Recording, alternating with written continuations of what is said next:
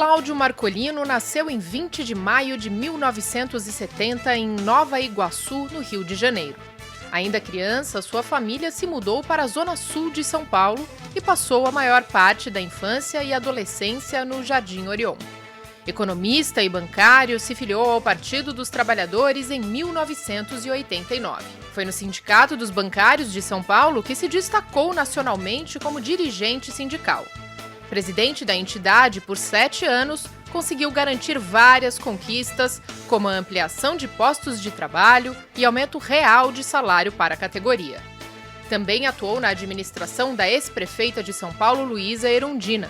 Foi diretor técnico da Agência São Paulo de Desenvolvimento no mandato do ex-prefeito Fernando Haddad e superintendente regional do Ministério do Trabalho em São Paulo, no governo Dilma Rousseff. Em 2010, foi eleito deputado estadual pela primeira vez com mais de 90 mil votos. Agora, em seu segundo mandato na Lesp, é vice-líder da Federação PT, PCdoB, PV e coordena 3 frentes parlamentares. Pelo desenvolvimento da ciência, tecnologia e inovação, Frente Parlamentar pelo Desenvolvimento das Regiões Metropolitanas e Frente de Desenvolvimento e Proteção à Pesca Artesanal e à Aquicultura. Nesta 20ª legislatura, foi eleito vice-presidente da Comissão de Finanças, Orçamento e Planejamento pelos deputados e deputadas da Alesp.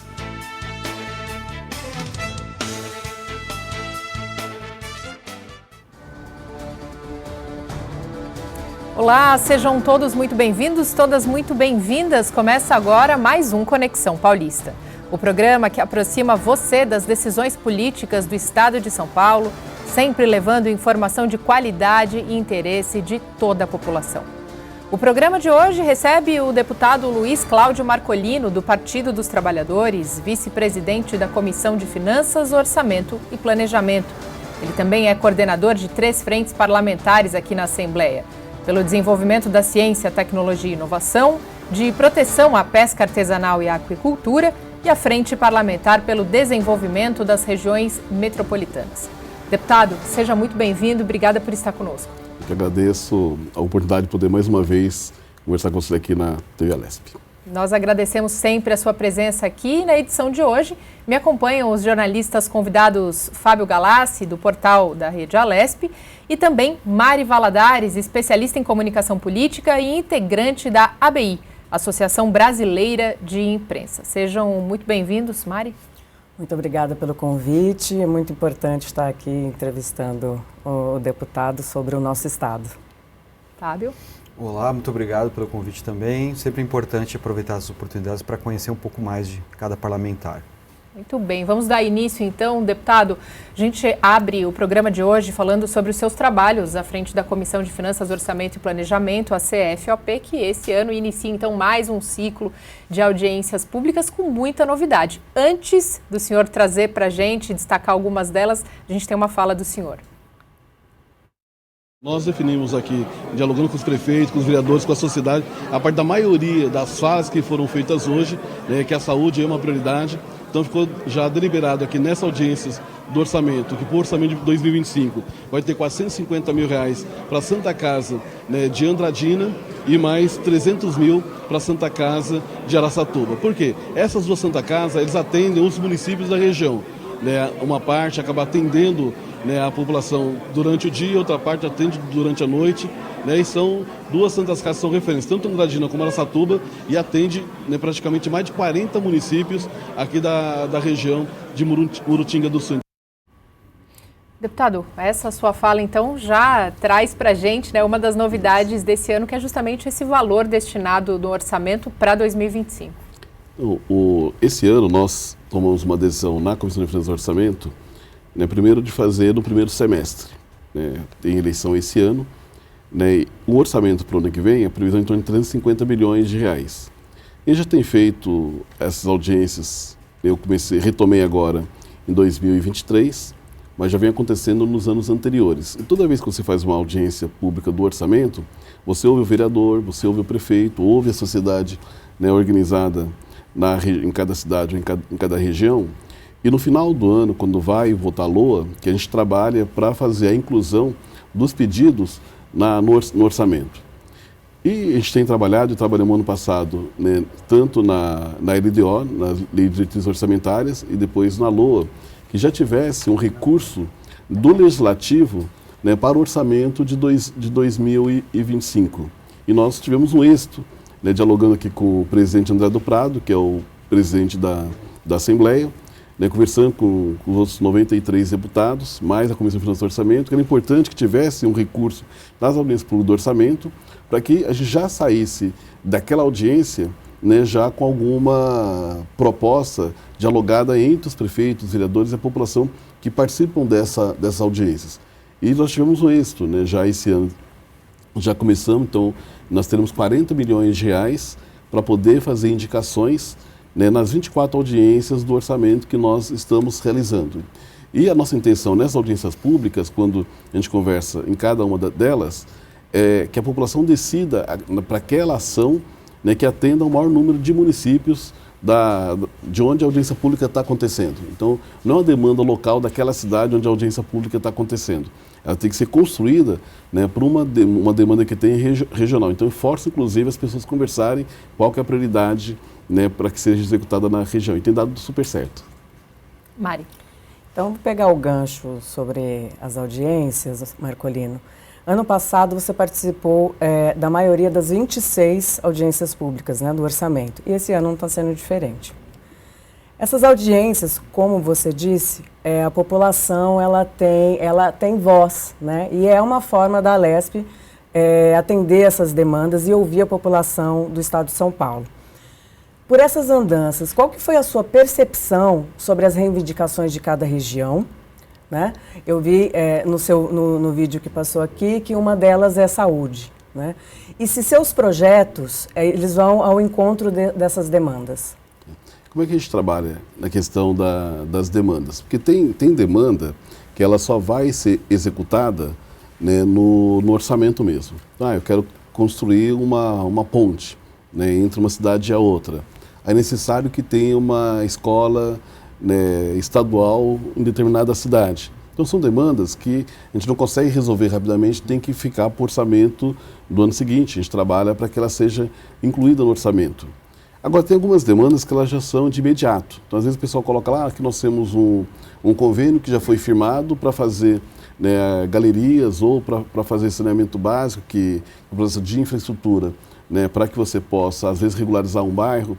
Ou como aconteceu em Marília, tinha uma necessidade lá em relação à CDHU, quer dizer, o prédio estava caindo, né, o Estado falava que o problema era da Prefeitura, a Prefeitura falava que o problema era do Estado e as pessoas iam ter que deixar a sua residência porque eles iam interditar, né, alguns dos prédios da CDHU lá na Prefeitura de Marília.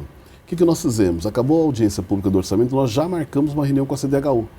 Nós não esperamos, né, virar o ano para discutir o orçamento, uma demanda que era imediata. Então a gente tem trabalhado na comissão, né, surgem as demandas e elas são diversas. Né? Comentei essa parte que foi de saneamento básico numa cidade, numa outra já apareceu o CDHU, numa outra já aparece a questão da agricultura, né, que muitas vezes é o melhor caminho. Então muitos prefeitos, né, o ano passado vinham a Marcunho Nênio e Gemaci, que são os 3 deputados que mais acompanham, né, as audiências públicas do orçamento no Estado. Né, tem uma demanda em relação aos convênios que foram firmados, que a gente fala que é do lote 9 no DR. Né, o que é esse lote 9? São estradas vicinais, muitas vezes, precisa de um contorno, né, precisa de uma duplicação. Né, o projeto executivo básico já foi feito, está pronto para ser executado e esse recurso acabou parando. Então o que a gente faz? A gente marca uma reunião no DR para levar aqueles prefeitos que têm aquela demanda, né, para que elas possam ser atendidas ou pelo menos entender o que é que está acontecendo. Então, como é que nós estamos trabalhando a questão das audiências públicas no orçamento? Né, tem essas demandas que são imediatas, que a gente já encaminha, tem aquelas demandas que necessitam de um estudo mais aprofundado e tem aquelas que vai ficar só para o orçamento mesmo do ano seguinte. Mas a gente ouve todas as reivindicações, né, e vamos apresentando. Nós tivemos uma demanda, né, do hospital, né, hoje ele é municipal, mas foi um hospital estadual de Taubaté. E é um hospital onde forma, né, onde o pessoal do curso de medicina acaba fazendo a residência. Ia fechar, simplesmente ia fechar.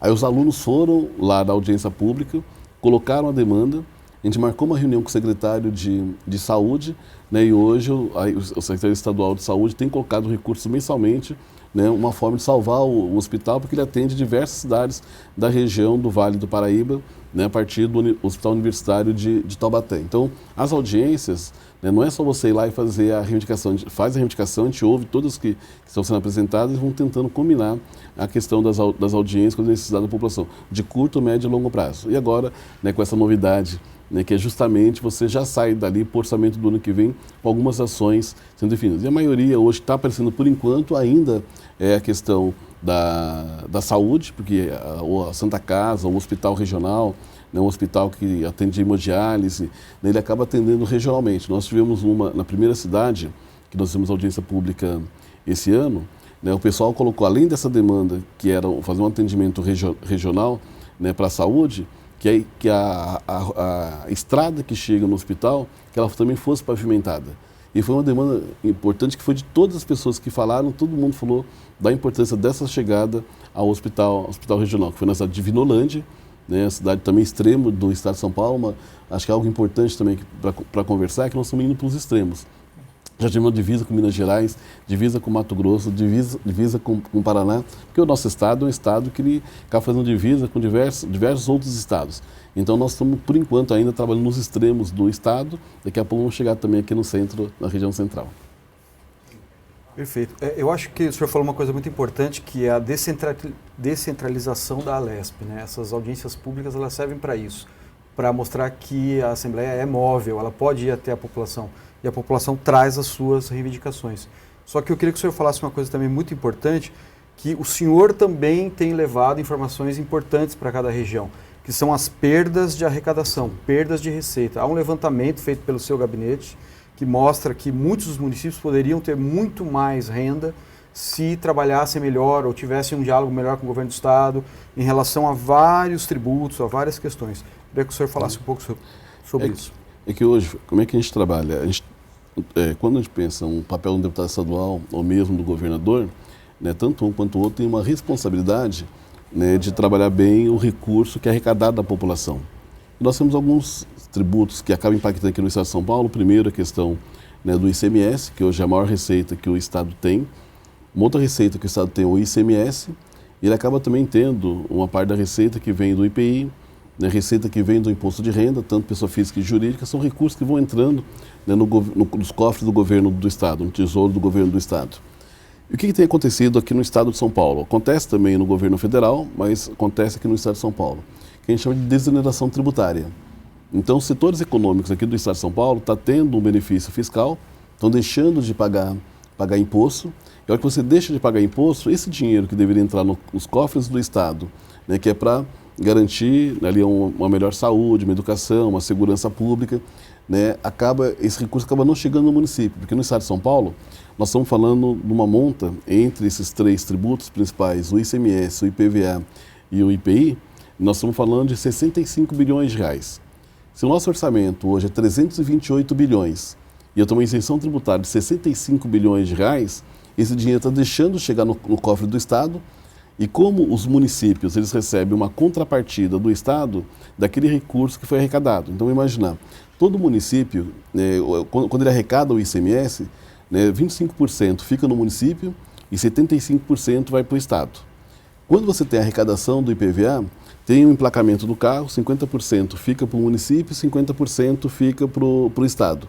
E o IPI também você tem lá uma proporção também de distribuição. E o imposto de renda, em torno de 21,5% volta para o município de tudo aquilo que é arrecadado. Quando você tem uma dedução tributária, como está acontecendo agora, de 65 bilhões de reais, quer dizer, então, o governo abrindo mão de receita, então esse dinheiro deveria voltar para o município, com uma contrapartida do governo do estado para cada município, 655 municípios do estado de São Paulo.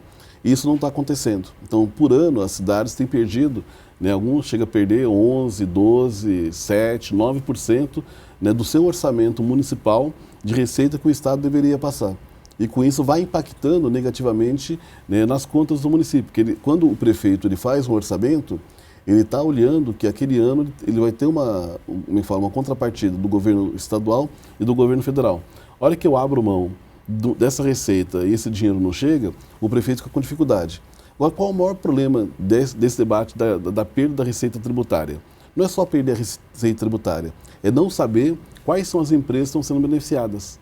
Porque tem hoje aqui no Estado de São Paulo, né, um sigilo para que você não possa divulgar quais são as empresas que estão sendo beneficiadas. Olha que eu falo que é quase um crime que acontece na questão tributária. Porque se nós, deputados estaduais e mesmo o governador, né, nós somos guardiões dos recursos do orçamento do Estado, a gente tem que fazer fiscalização, acompanhamento, né, eu não sei quais são as empresas que estão sendo beneficiadas desses setores. Né. Hoje, quando a gente vai lá, um dos setores é o setor da indústria do suco. Se você vai hoje tomar um suco, você vai ver que vai vir o ICMS zerado. Se você vai comprar uma máquina e equipamento, vem lá o ICM zerado. Então você tem ali alguns produtos químicos que vem lá o ICMS zerado, a hora que você tira lá a nota fiscal. Só que você não sabe, né, dentro da empresa, quem é que está sendo beneficiado. Então, muitas vezes uma empresa que ela pode estar lucrando muito, ela está sendo beneficiada, aí ela não diminui o preço do produto, ela não mantém ou amplia o número de trabalhadores. Porque se você amplia o número de trabalhadores, o que acontece? Vai ajudar a rodar a economia. Se você reduz o valor do preço, né, o trabalhador vai ser beneficiado quando ele vai comprar um produto. Então, nós temos colocado isso para todos os prefeitos, porque é uma perda de receita que os prefeitos eles não autorizaram essa desoneração. E estão sendo penalizados por uma decisão que o governador acabou tomando sem consultar a sociedade. Então, nós estamos fazendo em todas as audiências públicas para cobrar que esse recurso tem que voltar de alguma forma com contrapartida para os municípios, porque eles não autorizaram essa desoneração tributária e estão sendo penalizadas por ela. Deputado, ainda com relação aos trabalhos aqui na Assembleia Legislativa, mudando um pouco o foco, digamos assim, entrando na parte de frentes parlamentares, né? O senhor, como nós dissemos na abertura, é membro de uma porção delas. Agora eu gostaria que o senhor falasse sobre a sua atuação na Frente Parlamentar de Ciência e Tecnologia. Nós temos uma sonora também, mas eu gostaria que o senhor falasse especificamente sobre a integração com o mercado de trabalho. Quanto o senhor sempre vem, né, nas entrevistas e nas suas falas aqui no plenário, fazendo essa junção entre ciência, tecnologia e o mercado de trabalho, a ponte desses jovens também, qualificação e novos mercados de empregos. Vamos. O plano plurianual que foi apresentado, né, para a Assembleia Legislativa, ela traz valores importantes. Nós estamos falando aqui de quase 100 bilhões de reais, são 96 bilhões de reais, dividido em 4 anos, são em torno de quase 24 bilhões, né, por ano, né, para inovação, tecnologia. Então, é importante, né, quando a gente pensa no Estado de São Paulo forte, industrial, né, integrado, tem que ter investimento em ciência e tecnologia. Deputado. Então, para a gente, mas sempre vem acompanhando o que as pessoas acabam colocando, né, como prioridade. Né? Eu que venho do mundo do trabalho, sempre acompanho muito a categoria bancária, as demais categorias pela Central dos Trabalhadores, todo mundo olha a necessidade da questão do emprego. E quando a gente olha um orçamento do Estado esse ano, que é um orçamento inclusive importante, né, para inovação, tecnologia e inclusão. Mas quando você não inclui o trabalhador, né, como uma prioridade, você pode ter um aumento de produtividade, um aumento de produção sem a sociedade ser beneficiada. Nós tivemos agora, esses dias, uma reunião com o secretário de Saúde. Ele veio e apresentou aqui a proposta da saúde digital. Viemos aqui também a ministra também, né, da Saúde, comentou um pouco desse projeto. Tivemos aqui, né, a Ana Estela, que também apresentou um trabalho que está sendo feito pelo governo federal, né, em relação à saúde digital. É só saúde? Não. É saúde, é a estrutura de atendimento, que a gente fala, pega o poupa-tempo. Se você, né, for olhar a estrutura da educação, se você for ver hoje, boa parte do Estado de São Paulo ele vem sendo digitalizado. Só que quando você pensa, o Estado hoje, até aqui na Leste, a gente fala da Leste sem papel, o governo sem papel. Então, se você pegar a estrutura administrativa, vem sendo digitalizada. E se você olhar para as indústrias, não é diferente. As indústrias estão investindo cada vez mais, né, em tecnologia, só que essa tecnologia que ela está sendo investida, né, vai aumentar a produtividade da empresa, né, vai aumentar o lucro da empresa. Agora, se vai aumentar o lucro da empresa, vai aumentar a produtividade, o trabalhador que está trabalhando nessa empresa ele não pode ser penalizado. Senão eu trago aqui robôs para trabalhar, eu faço um processo de automação nas empresas e eu diminuo a quantidade de trabalhadores. A hora que eu faço esse movimento, o que acaba acontecendo? Quem está sendo penalizado é o Estado como um todo. Porque se o trabalhador é demitido, ele vai ter menos renda. Tendo menos renda, ele vai deixar de consumir. Então você vai ter um impacto também negativo, né, nessas empresas ou nessas indústrias que ela vai também, como eu falo, se modernizando. E nós temos que fazer um processo de modernização. Mas tem que ser um processo de modernização que tem que ser, né, eu falo, estruturada conjuntamente. Igual hoje nós temos a USP, a Unicamp, a Unesp, são 3, né, faculdades importantes do Estado de São Paulo que fazem parte da nossa frente. Nós temos hoje o SEBRAE, que faz parte da nossa frente. Nós temos hoje muitos institutos que trabalham com pesquisa e inovação que estão vindo para a nossa frente. A Embrapa é uma delas que tem acompanhado bastante. A gente tem conversado com algumas prefeituras. Vai começar agora a ter as cidades inteligentes. Tudo isso, né, não dá para eu pensar numa cidade inteligente se eu não pensar em inclusão do trabalhador. É só emprego? Não. O emprego é uma parte. Mas eu preciso garantir que quando eu penso numa saúde digital, ela tem que criar a condição de diminuir, né, as filas hoje que tem nos hospitais, né, tem que criar a condição de você agilizar o processo das cirurgias. Então, quando a gente pensa, né, na ciência, inovação, na inclusão, é tanto a inclusão do trabalhador, das pessoas no serviço público, né, como também, né, na questão da geração de emprego. Isso vale tanto para o setor público, como vale também para o setor privado. Nós estamos trabalhando com a USP no projeto, né, que é da produção de chips aqui no Brasil. Isso vai facilitar, né, a segurança pública, isso vai facilitar a questão da iluminação pública no estado de São Paulo. Né, isso vai criar a condição de alunos de escolas públicas possam ter acesso, né, à produção, né, desses chips ainda dentro da sua grade curricular, que com isso vai gerar emprego para milhares de jovens, né, que às vezes não decidiam qual mercado de trabalho que ele vai priorizar. Isso acaba sendo uma opção também de mercado de trabalho. Então, quando a gente pensa numa frente parlamentar, nós temos que pensar como é que essa frente parlamentar ela vai criar uma legislação própria para poder fazer atendimento. Por que legislação própria?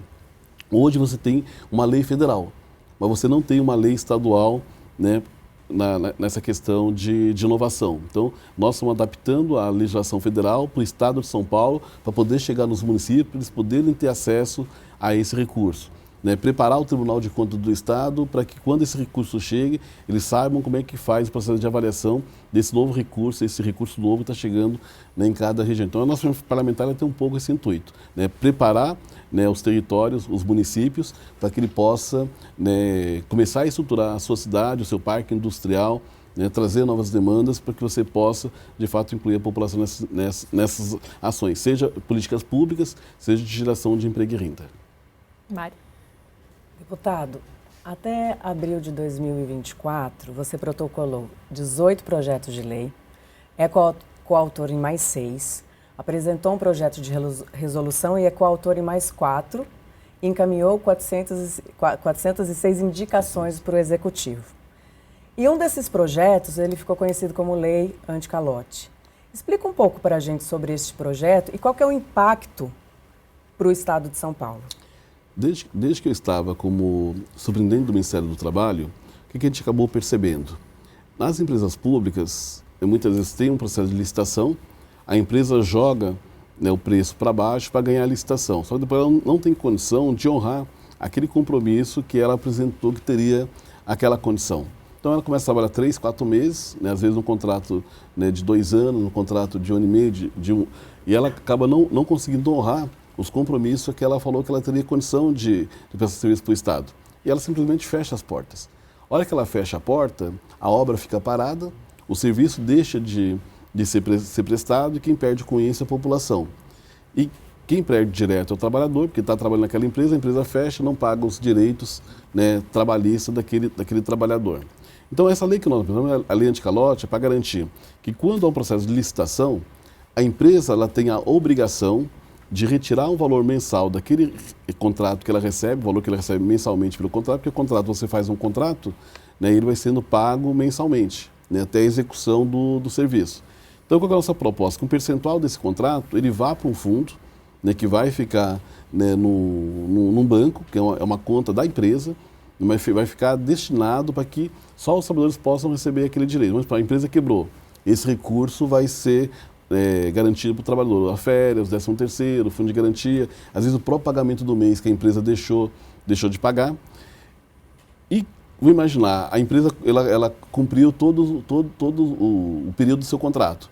pagou corretamente todos os seus trabalhadores. Então, quando ela vencer aquele contrato, ela tem direito a resgatar esse recurso. Aquele recurso é uma garantia para o trabalhador, né, poder receber os seus direitos trabalhistas. Então, assim, a população vai receber, né, o seu serviço, né, e o trabalhador vai receber o seu direito trabalhista. Nós vimos agora, inclusive, né, nesse final de ano, né, mesmo aqui na Assembleia Legislativa, nós tivemos aqui algumas empresas que deixaram de pagar.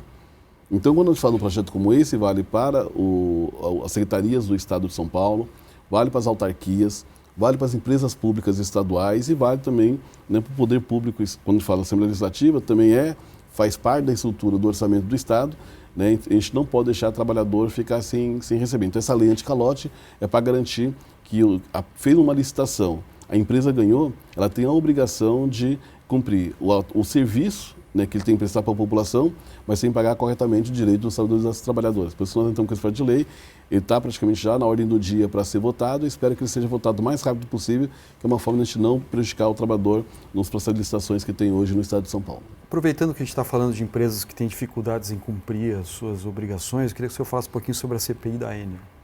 Então, nós acompanhamos aqui, acho que toda a população tem sofrido bastante, né, com essa empresa que presta serviço hoje para o Estado de São Paulo. E o que a gente vê muitas vezes é aquele questionamento, mas aqui nós cumprimos as regras que é estabelecida, né, pela ANEEL, né, que é a Agência Reguladora da Energia do Estado de São Paulo no Brasil inteiro. Só nós estamos falando de uma empresa que quando ela acabou adquirindo a AES Eletropaulo, que já era uma empresa privada que fazia a gestão da energia, né, na Grande São Paulo, são 24 cidades que ela acaba atendendo, principalmente na Grande São Paulo, ela já sabia das dificuldades.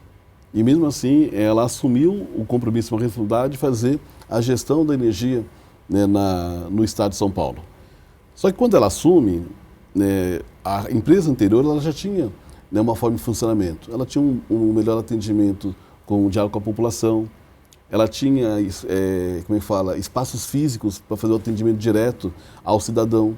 A Enel entra, primeiro ela fecha boa parte desses espaços ou diminui e ela já começa a terceirizar o seu trabalho.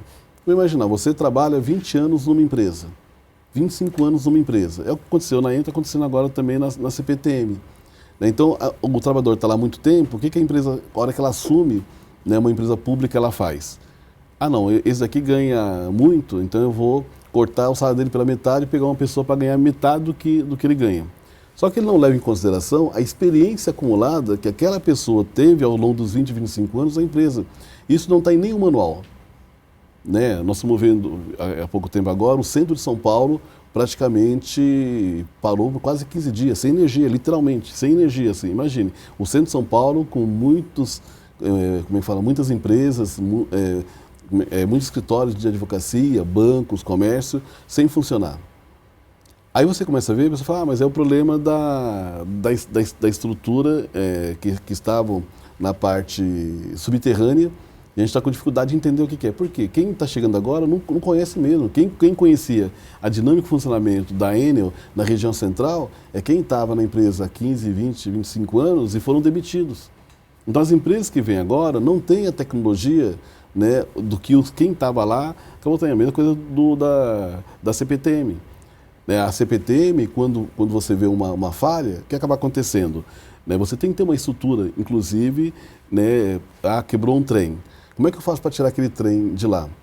A empresa comprou da Via Mobilidade, que acabou adquirindo a concessão da CPTM, ela não tinha sequer aquele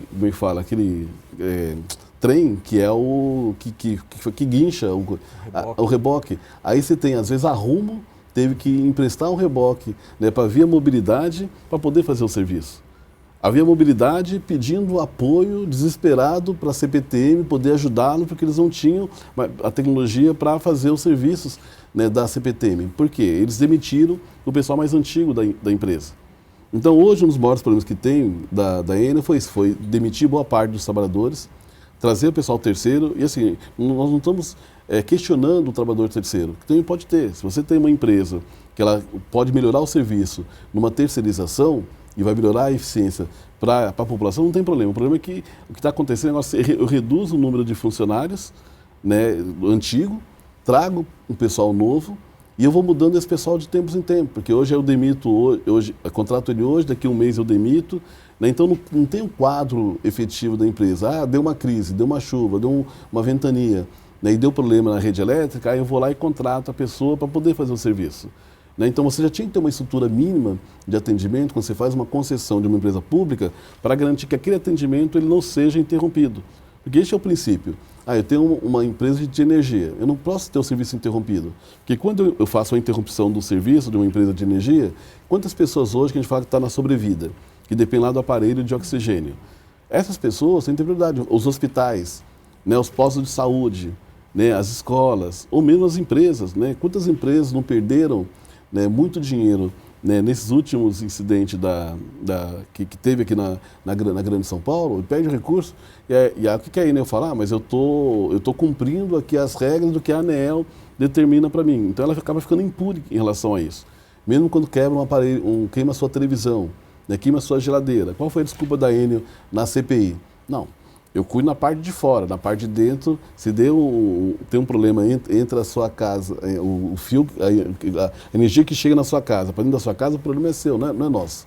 Aí você tem que provar que foi um raio que caiu, aquele raio que caiu, né, entrou no 220 na sua casa, que queimou a parede. Então, assim, você que tem que provar, não é a Enel que tem que ir lá pedir, se desculpar, né, pela, como eu falo, pela uma carga que teve de energia que acabou queimando seu aparelho. Você tem que ir atrás, fazer 3 orçamentos para depois ela fazer o ressarcimento.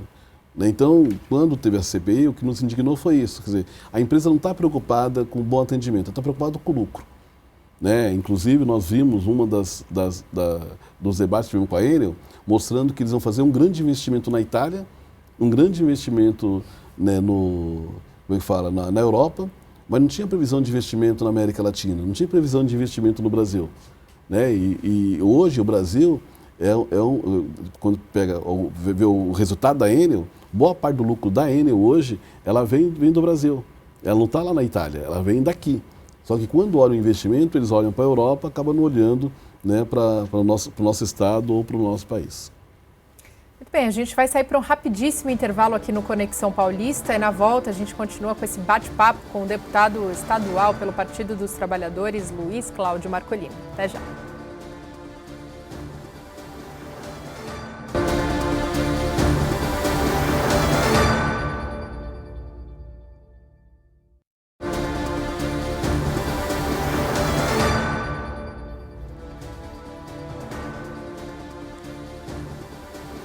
Conexão Paulista está de volta com o segundo bloco, hoje batendo um papo com o deputado Luiz Cláudio Marcolino, do Partido dos Trabalhadores, vice-presidente da Comissão de Finanças, Orçamento e Planejamento e coordenador de 3 frentes parlamentares aqui na Lesp.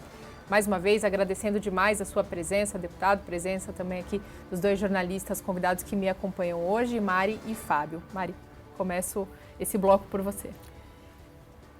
O bloco anterior falávamos sobre a questão da CPI da Enel. E eu agora vou falar sobre mobilidade urbana e privatização. Né? Desde o seu primeiro mandato, em 2010, você defende o funcionamento do metrô 24 horas, o metrô, CPTM e EMTU. A primeira pergunta seria, por que abraçar essa bandeira durante tanto tempo? Né? Mas eu já vou linkar com a outra, porque é a questão da privatização. Há alguns dias, o governador Tarcísio, ele diz que o planejamento dele é conceder todos os ramais da linha do metrô para empresas privadas. E a gente sabe qual é o impacto disso para a população quando entrega serviços essenciais para empresas privadas. Né? Falamos da Viva Mobilidade, falamos da Enel. Qual que é a estratégia hoje dos deputados da oposição, né, os deputados progressistas, para que essa política seja barrada?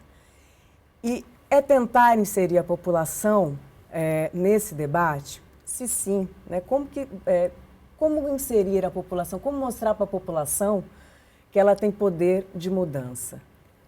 Nós fizemos, Mari, na questão da Sabesp, você acabou não perguntando, mas que foi a mais próxima que aconteceu agora no ano passado e continua ainda esse ano. Nós vimos várias audiências públicas dialogando com a população sobre o impacto negativo que podia ter a privatização da Sabesp. Nós tivemos a cidade de Lins. Cidade de Lins, lá já tem 100% de esgoto coletado, esgoto tratado, 100% de saneamento básico, né, 100% de água tratada e chega na casa de todas as pessoas, né, da região. E, além disso, a Sabesp lá tem um papel muito importante que ela ajuda e apoia, né, as ações sociais que essas cidades acabam desenvolvendo. E lá você tem, a gente sempre fala assim, todo mundo conhece quem é a pessoa da Sabesp. Então, quando tem alguma demanda, o prefeito, o vereador ou mesmo o cidadão, ele faz a solicitação, né, do serviço da Sabesp, prontamente ele é atendido. Então, quando a gente olha para a Sabesp, você tem um número pequeno de municípios que ainda não tem 100% de água coletada ou de esgoto tratado. Né? Tem uma deficiência? Ainda tem. Só que não é a privatização que vai resolver o problema. A hora que eu privatizo, né, que eu falo, a alegação que tinha para privatizar era garantir 100% do saneamento básico e com água tratada, né, nas cidades. Só que isso já podia ter sido feito há muito tempo atrás. E os municípios vão deixando de fazer, quer dizer, a Sabesp vai deixando de fazer, e aí vem a privatização. A hora que eu privatizar a Sabesp, vai acontecer o que aconteceu com a Enel e com a Via Mobilidade. Quem entra, ela não está preocupada, né, com atendimento, está preocupada com o lucro. Ninguém entra, né, igual a CPTM. É uma empresa que ela só funciona hoje, onde o que ainda funciona, o mesmo metrô, porque tem subsídio do Estado. Se não tiver um aporte, um subsídio do Estado, né, daria prejuízo. Né? E a Sabesp é a mesma coisa. Hoje é uma empresa rentável, Mas quando você tem a necessidade de uma infraestrutura, quem vai lá e banca a infraestrutura é o Estado. A hora que você privatizar uma empresa como essa, o dono da empresa ele não vai estar preocupado, né, com investimento. E a gente vê isso, né, em coisas básicas, às vezes no asfalto. Por que eu vou fazer um asfalto que dura 20 anos, se eu posso a cada 5 anos ir lá e ter uma licitação para fazer o asfalto? Então, as pessoas não estão mais preocupadas com a durabilidade, né, com o recurso do contribuinte. Eu estou preocupado que de tempos em tempos vai ter alguém do setor privado que vai ganhar dinheiro do Estado, né, fazendo aquela obra pública. Então, para a gente, quando você pensa em privatização no Estado de São Paulo, e eu falo, e o metrô, né, eu falo que é mais caro para a gente ainda, porque assim, quando você compara com o México, você compara com outros países, eu estou pegando o México como uma referência, né, que é um país parecido com o nosso. Né, quando você pega aqui o Estado de São Paulo, é muito parecido com a cidade do México. Quando você pega outros países mais desenvolvidos, né, como o Japão, né, a estrutura ferroviária que tem no Japão é muito maior do que, né, não pegar o Japão inteiro, pegar só Tóquio, é muito maior do que a cidade de São Paulo. Só que lá você tem uma estrutura, o empresário ele quer fazer um investimento no seu metro ferroviário e quer ter a concessão daquela linha, ele tem que fazer tudo. Ele tem que fazer o projeto básico, o projeto executivo, ele tem que fazer a desapropriação, ele tem que fazer a construção da linha, ele tem que montar os terminais, tem que comprar os trens, aí ele vai cuidar da bilhetagem. Aqui o que acontece, né, no nosso estado é que toda a infraestrutura, quem banca é a população, né, o trabalhador e o empresário. Né, a Sabesp, quando a gente fala na Sabesp, nós não estamos falando só da marca Sabesp, nós estamos falando de todos os reservatórios de água que nós temos no estado de São Paulo. Pega Billings, pega Guarapiranga, né, pega aqui na região de Atibaia. Né, então, se você pegar toda essa estrutura que nós temos de saneamento básico hoje, ela está toda montada. E quem bancou e quem pagou essa estrutura hoje, né, da Sabesp fomos nós. Vou imaginar, a hora que eu privatizo uma empresa como a Sabesp, como é que fica, né, a cidade e os municípios que têm produção de água? Quem vai cuidar? É o município ou é a empresa pública, a empresa privada que vai comprar a Sabesp? Porque hoje o Estado vai lá e ajuda o município. Nós estamos falando agora do Rio Tietê. Né? Por exemplo, na capital, não tem recurso, mas recurso que entra para limpar o Rio Tietê? Olha que você tiver a empresa Sabesp como gestora da água no estado de São Paulo. Ela vai fazer esse tipo de investimento? Ou vai recair de novo para a mão do Estado para fazer? A gente vai aqui em alguns bairros, aqui na Grande São Paulo, e a gente vê que aquele projeto Água Limpa está tendo um processo de saneamento básico sendo feito em algumas cidades para esse esgoto não chegar no Rio Tietê. Agora, quem está fazendo esse investimento vem do recurso do governo do Estado, vem com o recurso de convênios que tem, inclusive com o Japão, né, com outros países. A hora que for uma empresa privada, ela vai fazer esse movimento que só o poder público consegue fazer? Não vai fazer. E a questão do metrô é isso, nós estamos fazendo agora, fizemos uma linha amarela. E a gente continua botando recurso lá porque o argumento do empresário é que fala assim, não, mas aqui tinha uma previsão no contrato que eu ia atender X mil pessoas. Eu estou atendendo metade disso.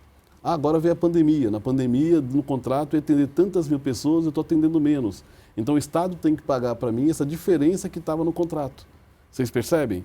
Quer dizer, a gente que paga para fazer o projeto, para fazer a construção das linhas, para comprar o trem, dá para a mão do empresário fazer a gestão e ainda tem que botar dinheiro ainda, se porventura ele carregar bem os passageiros que estava no contrato.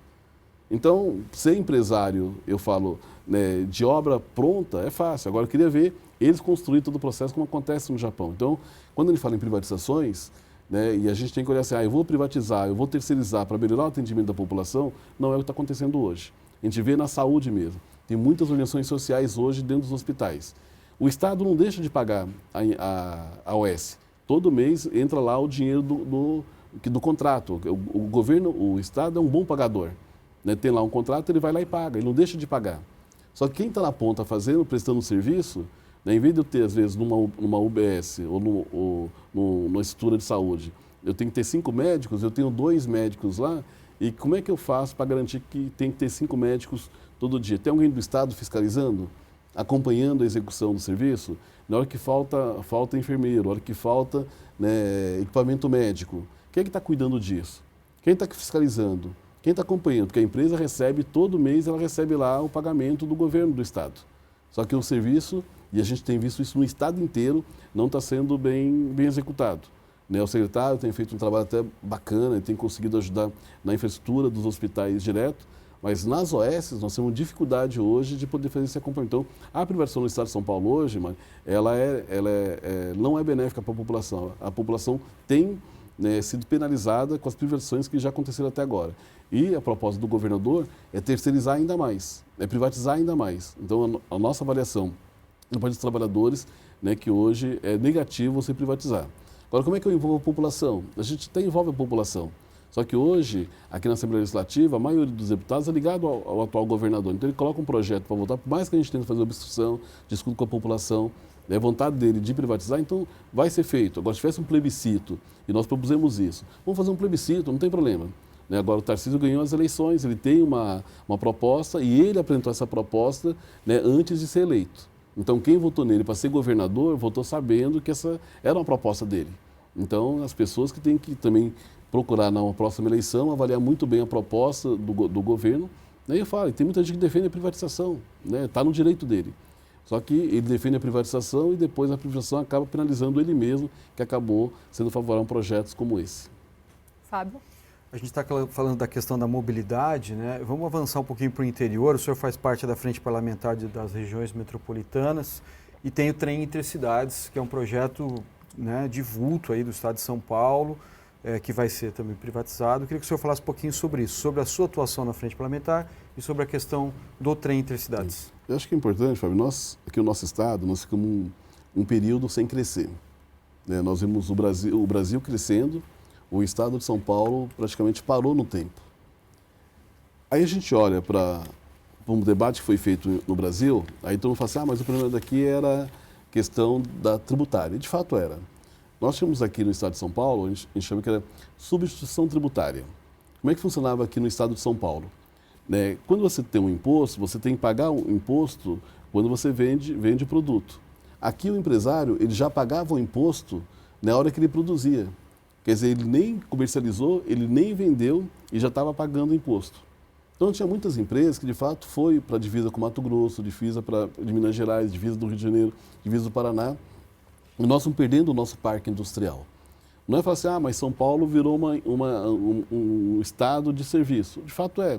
Hoje nós temos muito serviço, nós temos muito comércio, mas nós desindustrializamos o nosso estado. Então, quando pensa em região metropolitana, né, não é só criar a região metropolitana. Né? Nós temos hoje 9 regiões metropolitanas. Temos a de Sorocaba, temos a da Grande São Paulo, temos a da Baixada Santista, né? Temos a do Vale do Paraíba, né? E eu falei de Sorocaba também já, né? Então, nós temos 5 aqui que hoje, ela em tese, elas funcionam. Ela tem o seu fundo de desenvolvimento metropolitano, ela tem uma articulação entre os prefeitos, ela já pensa políticas públicas de forma coordenada. Só que você tem mais 4 ainda, a de Rio Preto, a de Ribeirão Preto, a de Jundiaí, de Piracicaba, que foi constituída, mas até hoje ainda não foi regulamentada. Então, quando a gente pensa no desenvolvimento metropolitano, o trem intercidade ela vem dessa perspectiva, mas a gente não pode olhar o trem intercidade apenas com o princípio de mobilidade. Ele tem que ser, porque ele ajuda a ligação de uma cidade para outra, mas eu tenho que pensar como é que eu trabalho o desenvolvimento dessas regiões. Pega Sorocaba. Sorocaba cresceu muito, né? Agora, Sorocaba e região não tem direito a ter lá também um metrô? Né? A região do São José, do Vale do Paraíba, que pega São José dos Campos, Taubaté, né? Pega Caçapava, é uma região hoje que também tem um potencial industrial. Né? Não merece ter um metrô também, além do trem intercidades? Quando você vai para Jundiaí, né? Jundiaí é uma região metropolitana que ela já está aprovada na Assembleia, mas ainda não está regulamentada. Então, o trem intercidades, ele é importante que venha, nós sempre defendemos que tinha que ter uma região metropolitana, essa estrutura metroferroviária, até para facilitar o deslocamento do trabalhador de uma cidade para outra, porque isso já acontece. Né? Hoje você tem muito trabalhador que mora em Campinas, trabalha em São Paulo, mora em São Paulo, trabalha em Campinas, trabalha em Jundiaí, trabalha em Sorocaba. Então, a região metropolitana da Grande São Paulo, a gente até fala, já é uma conurbação, porque ela já está ligada, a região metropolitana de Sorocaba já está ligada à região metropolitana de Jundiaí e também da de Campinas. Então, como é que a gente cria uma condição, e o trem intercidades, ela vem nessa perspectiva de fazer essa integração.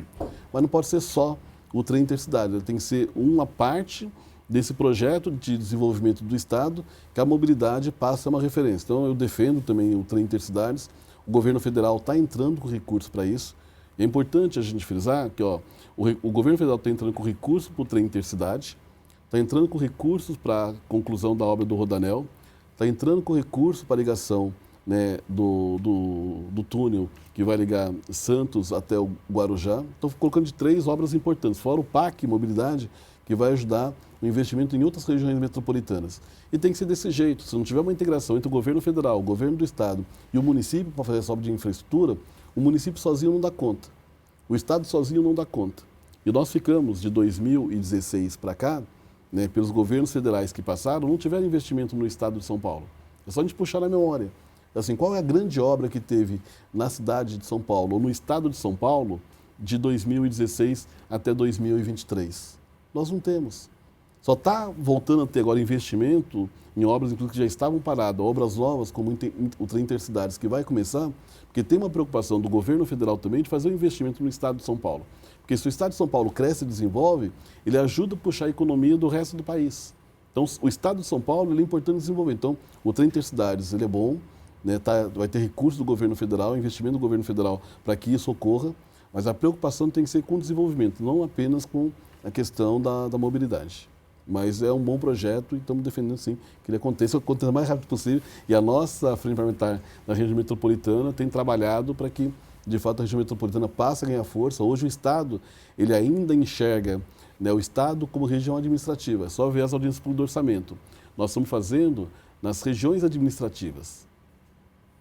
Nós já podíamos começar a incluir nas audiências públicas do orçamento região metropolitana. Se eu tenho uma região metropolitana aprovada, né, já pela Assembleia Legislativa, eu tenho que colocar elas como uma referência também para esse debate de gestão pública que nós fazemos. E o orçamento faz parte disso. Então, nós debatemos isso ano passado, fizemos uma emenda no orçamento para que a região metropolitana já passasse a ter uma validade para o orçamento desse ano, ainda não é. Ainda sendo região administrativa, mas é uma luta que nós temos para o governo reconhecer a região metropolitana que ele já aprovou e que elas já existem na prática, pelo menos as 5. E as outras 4 trabalhar para ser regulamentada. Deputado, eu gostaria de entrar num outro assunto que tem sido muito debatido, inclusive, na Assembleia Legislativa, que são os direitos e a proteção também das mulheres, principalmente aquelas vítimas de violência. E aí o senhor tem um projeto de lei, inclusive de número 1196 de 2003, que cria o benefício do aluguel social para essas mulheres vítimas de violência. Queria que o senhor falasse um pouco sobre a importância desse projeto e como está a tramitação dele hoje. Então, o projeto está tramitando, ainda está nas comissões, né? Então nós temos entrado no projeto. Não tem só o meu, tem vários outros projetos que tratam o mesmo tema na Assembleia. Eu acho que tem um avanço, né? Hoje eu tenho a Secretaria da Mulher, né, no Estado de São Paulo, mas o que a gente vê ainda com deficiência é o pouco recurso que a Secretaria tem. Né? E ela não pode dar sozinha, ela tem que entrar combinado com a segurança pública, quando a gente pensa né, ali as delegacias especializadas para atendimento à violência, né, contra a mulher. A gente vê muitas delegacias ainda não funcionam 24 horas, não funcionam no final de semana. Então, quando a gente pensa, né, na proteção à mulher, nós temos que olhar o conjunto. Né? O pagamento, que é o projeto que eu tenho, que caso ela sofra violência, né, muitas vezes, por que a mulher não denuncia? Porque ela muitas vezes não tem uma renda. Né? E ela acaba voltando, né, para casa, né, para a pessoa que é violenta, porque ela não tem uma condição econômica. Então, quando a gente coloca que é necessário que ela tenha um mínimo de recurso, né, e tem outros projetos que tratam com a questão da casa, né, da mulher da mulher paulista, né, tem a casa da mulher trabalhadora, então já tem algumas políticas públicas sendo feitas, agora tem que ter orçamento. Se a gente olhar hoje no orçamento, seja em relação à Secretaria da Mulher, seja em relação à Secretaria de Segurança Pública, o recurso para essa atividade ela ainda é pequena. Então tem uma demanda hoje na sociedade, ela tem que ser atendida, porque o nosso papel como parlamentar, ou mesmo do governador, é tratar das pessoas. Né? E hoje é uma realidade. A violência, né, contra as mulheres, ela tem crescido e crescido muito. Né? A gente tem percebido, agora também tem muita violência acontecendo em relação aos idosos, né, as pessoas com deficiência. Então é papel nosso, como deputado estadual, olhar para essas, né, questões que acontecem hoje no estado de São Paulo e buscar soluções. Então hoje, né, tem algumas ações que são boas, mas precisa adequar. Então tem que ter mais casas da mulher paulista no estado de São Paulo. Essa é uma demanda que vem acontecendo nas audiências públicas do orçamento. A questão das delegacias funcionar 24 horas é uma demanda que vem sendo colocada também nas audiências públicas do orçamento, porque é algo real. É algo que está acontecendo no dia a dia dessas mulheres vítimas de violência. Então, eu tenho um projeto, que é para garantir que ela tenha, né, um pagamento durante aquele período que ela vai ficar afastada da casa, até que ela crie condição de poder ter uma suficiência plena de recurso econômico. E por quê? Para ela não voltar, né, para a casa do agressor. Porque normalmente ela volta, né, a conviver com o agressor porque ela não tem, né, hoje uma estabilidade econômica para continuar tocando a sua vida. Mari? Ainda continuando com o tema, deputado, aqui no estado de São Paulo, a violência contra a mulher aumentou bastante. E você falou da questão do orçamento para a Secretaria da Mulher, que é baixo. Só que só esse ano, o Tarcísio ele congelou 13 bi, em torno de 13 bi do orçamento. E esse congelamento desse orçamento atinge praticamente todas as secretarias deles. E uma delas é a política para mulheres, 43% congelou. Além da Secretaria de Mulheres, habitação 65%, Secretaria de Transporte Metropolitano 32%, turismo em torno de 91%. Esses são alguns exemplos, né? Para você, esse tipo de política mostra o quanto o atual governador pensa de forma equivocada no nosso estado? Ele não pensa num processo de inclusão. Né? Se eu pegar hoje, quando você vai no estado de São Paulo, você tem muita instância turística. E o pessoal fala que turismo é uma forma de você gerar recurso. Ele vai gerar recurso para o comércio, né? Ele gera renda para a população, né? Ele cria condição de você, né, ter mais viagens para aquela região. Então, assim, o turismo ele potencializa, ele pode potencializar a cultura e não tem essa preocupação. Não é só a questão do turismo. O turismo é uma parte, mas o esporte, o lazer, a pessoa com deficiência, né, ou mesmo a política voltada para as mulheres, né, o governo reduziu. Eu gostaria que fosse o contrário, que a gente já vê isso do governo passado. Do governo passado, a gente olha, quando compara os orçamentos, você vê que as reduções eram na mesma área. Né, e o governo Tarcísio ele continua mantendo a mesma política de contingenciamento e de redução de recursos para as políticas públicas, né, do estado de São Paulo. Eu falo onde são os mais vulneráveis, quem mais precisa. Que quem hoje tem uma condição financeira melhor não depende tanto do estado. Então, o estado ele tem que estar voltado para o atendimento daquela população que precisa. Nós demos uma olhada, eu falei, aí você está olhando contingenciamento. Mas se você olhar a proposta do PPA, do Plano Plurianual, e para o orçamento de 2024, também houve uma redução. Como eu falei, criou uma Secretaria da Mulher, é importante. Mas na hora que você olha o recurso lá, né, não chega a 1% do orçamento. Né? Se eu não me engano, na época estava 10 milhões, nós brigamos, conseguimos aumentar um pouco no orçamento, né, inclusive para as secretarias, né, para as delegacias funcionar à noite. Nós, no orçamento do ano passado, a gente conseguiu aumentar, porque a proposta que tinha do governo do Estado era ainda menor ainda do que nós conseguimos aprovar no orçamento do ano passado. Então, não é só o contingenciamento do ano passado, né, que houve uma redução. É que esse ano a proposta que tem para esse ano não houve um acréscimo. Porque o ano passado o Tarcísio trabalhava com o orçamento ainda do João Dória. Esse ano já é o orçamento do atual governador. Então falta de fato esse olhar mais social no orçamento. Nós vamos estar trabalhando, nós estamos ouvindo as sugestões, todo mundo tem ouvido as sugestões no orçamento. Esperamos que para 2025, né, essas áreas elas possam, né, ter um orçamento melhor. Fábio. Deputado, o senhor está no segundo mandato, né? Eu gostaria que o senhor falasse um pouquinho, fizesse uma autoanálise, assim, como que é o Marcolino no primeiro mandato e no que ele evoluiu no segundo mandato. Qual o cenário do primeiro para o segundo? Como avançar a partir de agora? Como está sendo o trabalho do senhor na LESP? Um raio-x do seu segundo mandato, por favor. Eu acho assim, a gente acaba evoluindo, né? Acho que por onde você passa, você acaba tendo um processo de evolução. Hoje, essas 3 frentes parlamentares que eu acabo conduzindo, a CPI que eu acompanhei da Enel, a gente ampliou, a gente fala, a nossa área de diálogo, que eu sempre tive uma relação muito forte com o mundo do trabalho. Então, eu aqui no mandato tive um diálogo muito forte com o pessoal do Centro de Saúde, que é os servidores da saúde, né, com a Defensoria Pública, né, com os trabalhadores da Paula Souza. Então, meu foco era muito o mundo do trabalho, o direito dos servidores públicos do Estado. Eu não perdi esse foco. Hoje eu continuo mantendo esse foco, dialogando com o movimento social e o movimento sindical, com o movimento de moradia. Então, eu trabalho muito forte hoje com o movimento de moradia. Mas, além de manter o que eu mantive no primeiro mandato, eu consegui ampliar um diálogo voltado agora, né, conversando com os prefeitos, nos consórcios, nas regiões metropolitanas, nas audiências públicas do orçamento. Então, o nosso foco agora é pensar o desenvolvimento do Estado. E eu não consigo pensar o desenvolvimento do Estado dialogando só com uma parte, só com o trabalhador. Então, hoje nós dialogamos com o trabalhador, nós dialogamos com o poder público municipal, estadual e federal. A gente tem aberto, né, as portas em várias secretarias, seja do governo do Estado como do governo federal, né, para os prefeitos no Estado de São Paulo. A gente tem também um diálogo também com o setor empresarial. Então, se você, quando pega a pesca e agricultura, discute com a colônia de pescador, mas discutimos com a Fiesp, que tem uma representação também, né, com o setor pesqueiro, que fala que é a pesca industrial. Nós temos na região metropolitana, quando a gente pensa em região metropolitana, nós queremos discutir o desenvolvimento do Estado, dessas regiões, e como é que você cria uma política industrial, né, para aquelas regiões metropolitanas, que vai também ter um diálogo com o setor empresarial daquela região.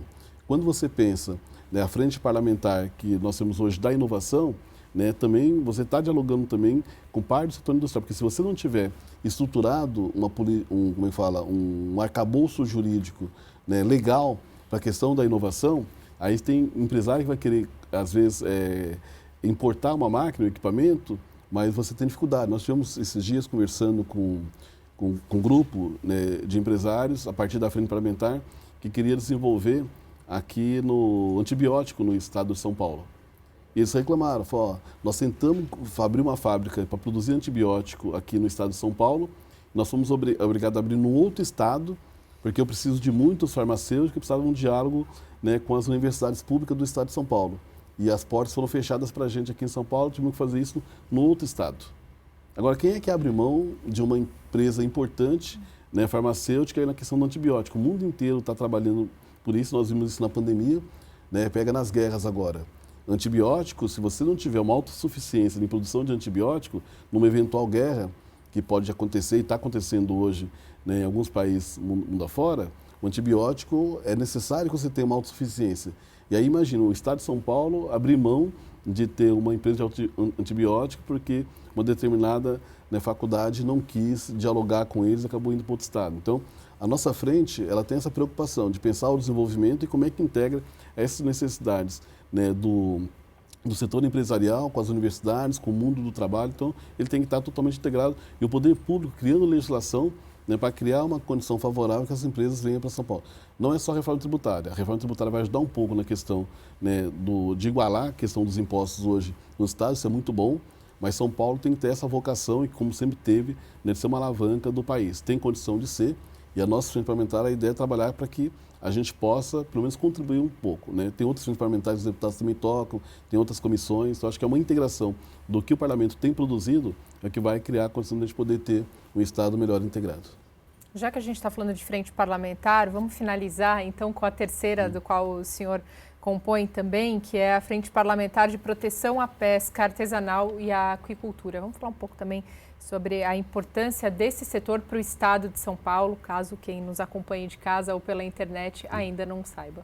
Nós temos hoje, assim, pega o nosso litoral, né? Ele é extenso, pega no litoral sul e litoral norte, e poucos são os parlamentares que acabaram olhando para isso. Nós tivemos aqui, alguns anos atrás, a Maria Lúcia Prange, que trabalhou bastante, inclusive com a questão do Código da Pesca. Nós tivemos aqui um período também a deputada Ana do Carmo, que também acabou acompanhando a questão dos pescadores. E agora nós assumimos um pouco essa plataforma. Iniciamos a partir das colônias, né? Conversamos com a colônia de Ubatuba, depois com a colônia, né, do pessoal de Cananéia, depois de Itanhaém. Então a gente tem conversado primeiro com os pescadores artesanais, né, que eu falo que é da costa, e já estão começando agora a construir um diálogo com o pessoal do Rio Tietê. Nós já tem uma frente parlamentar que aí é dos vereadores, né, principalmente, inclusive nós vamos estar em 2 córregos agora, tivemos uma audiência pública com eles lá. Então você tem no Rio Tietê, você também tem um número muito grande de pescadores. Então, o estado de São Paulo, né, não é só o mar, é o mar, mas nós temos hoje muitos pescadores artesanais, né, que hoje têm um trabalho, né, no estado de São Paulo. E nas audiências, você tem percebido que todo lugar, quando eu apresento, eu mostro lá o seguro defeso. E às vezes a gente fica falando, não, por que tem seguro defeso aqui A gente começa a perceber que são os pescadores que têm e depende, né, da produção de peixe no estado de São Paulo. Nós tivemos essa semana em Fernandópolis e percebemos que lá a maior parte da cidade ela gira em torno da tilápia. Quer dizer, o maior produtor de tilápia no estado de São Paulo hoje é a cidade de Fernandópolis, em virtude, né, da relação com o rio que tem e dos pescadores. Lá tem vários trabalhadores que têm direito ao seguro defeso. Então, para a gente, a pesca e a aquicultura, então a gente está discutindo com o estado de São Paulo, não é só hoje com a costa, estamos discutindo com o estado como um todo. E tem que ser feito um debate, combinado na Frente Parlamentar da Pesca e Aquicultura, é sobre a questão ambiental. Porque o que está acontecendo muitas vezes com os nossos pescadores, e muitos filhos, né, dos pescadores das colônias não querem mais trabalhar com os pais e os avós trabalharam, que trazia o sustento para a família a partir da pesca. Você está com uma legislação hoje ambiental muito forte. Então o nosso papel é como é que a gente concilia, né, o trabalho do pescador com a proteção ambiental. Então a lei ambiental hoje, ela está sobrepondo ao direito do trabalhador poder pescar. Então, às vezes sai uma legislação que você só pode pescar aquele tipo de... eu só posso pescar camarão. Eu só posso pescar tainha. Eu só posso... Então, assim, ela limita o trabalho hoje do pescador. Então, às vezes você está pescando o camarão, aí entra lá a proibição da pesca do camarão, só que eu não posso pescar tainha porque a minha carteirinha é só para pesca de camarão. Aí você vai para um pescador, né, que te fala que é o esportivo, ele pode pescar de tudo, ele tira a carteirinha do dia para o outro. O pescador artesanal está com dificuldade de pescar. A hora que a polícia ambiental para um barco indo para o mar que está proibido, porque assim, você tem as faixas, que a gente fala que são as faixas litorâneas que tem no mar, ele vai passar tendo dificuldade. E a pesca industrial, ela tem uma facilidade de pescar, porque ela vai para o alto mar, ela acaba pescando, né? Então a lei, ela está pesando mais para o pescador artesanal do que para o pescador industrial. E um tem que conviver com o outro também, né? Porque muitas vezes o pescador artesanal, ele acaba trabalhando, né, para a pesca industrial. Então você consegue ter os dois, você consegue ter a pesca industrial, você consegue ter a pesca artesanal. Só que a pesca industrial já tem quem olhe por eles, que boa parte da legislação é federal. E aqui no estado de São Paulo, a pesca artesanal, você não tem nenhum deputado que olhasse por esses pescadores. Então a gente conseguiu, dialogando com as colônias de Canané e com a colônia de Ubatuba, começar a construir uma política, né, para que esses pescadores possam ter o seu direito, né, ao pescado, poder o peixe chegar mais barato na mesa, né, da população, porque hoje quando vem da pesca artesanal tem muito atravessador. Então entre ele pescar e você comprar o peixe na ponta, tem muito atravessador que acaba encarecendo o peixe. Nós conseguimos, dialogando com o Ministério da Pesca aqui no estado de São Paulo, o Carrefour começou agora a comprar o pescado direto do artesanal. Então ele está tirando o atravessador. O peixe hoje, ele vai voltar a ser uma obrigação na merenda escolar.